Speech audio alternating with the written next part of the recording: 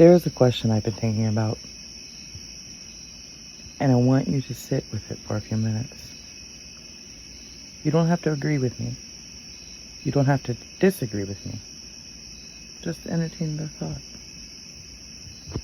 What if we've been looking for God in the wrong place?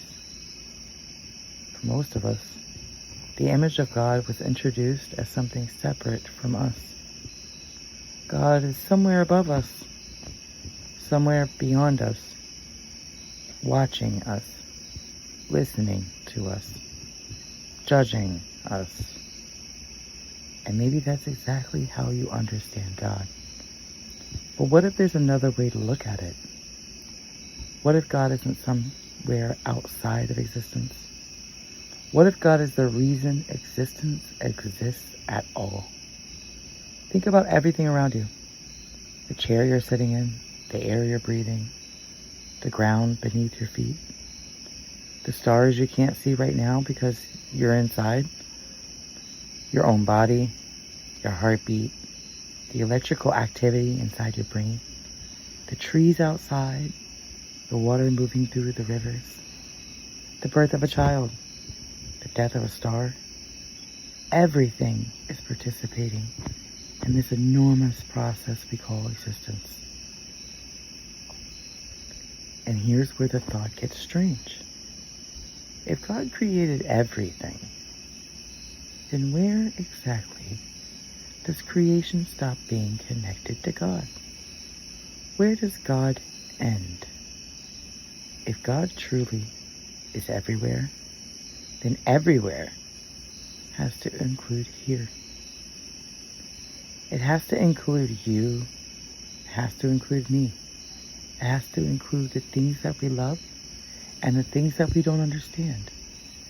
Now, when I say that God is energy, I'm not just saying physics has proven that God is energy. It hasn't.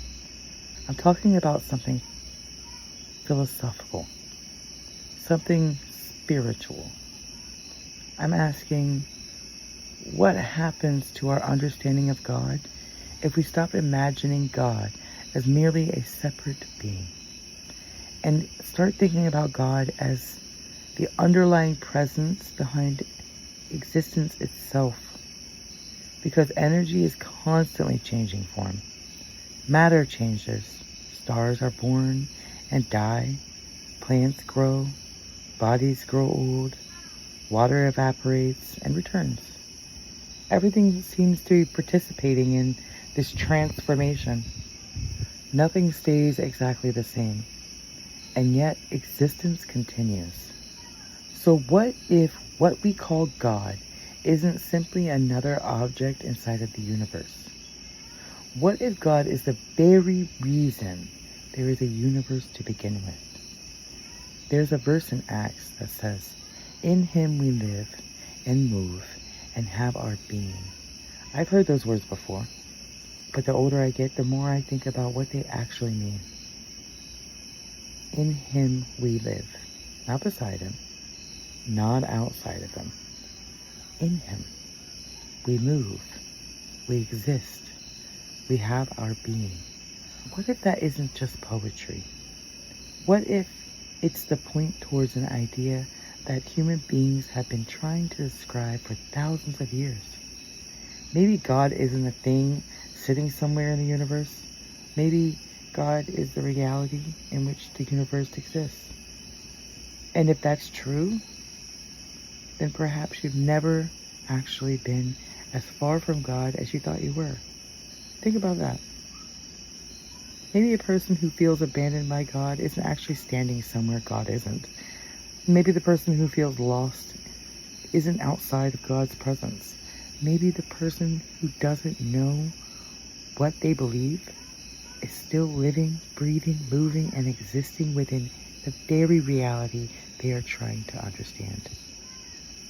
And that changes the question. Instead of asking, where is God? Maybe we should ask, what if God is already here? Not just in a church or a temple, not just during prayer, not just when something miraculous happens, but here, in the ordinary, in the silence, and the break you just took, in the person sitting next to you, in the world outside your window, in the moments you understand, and even in the moments that you don't. And maybe this is why the idea of God can feel impossible to fully explain. Because if God is truly the source of everything, then we're trying to use one tiny piece of creation, our human minds. To completely understand the whole, maybe we aren't supposed to be able to contain God in an explanation. Maybe we're only supposed to recognize the presence. So tonight, or wherever you're listening to this, I want you to try something. Don't pray.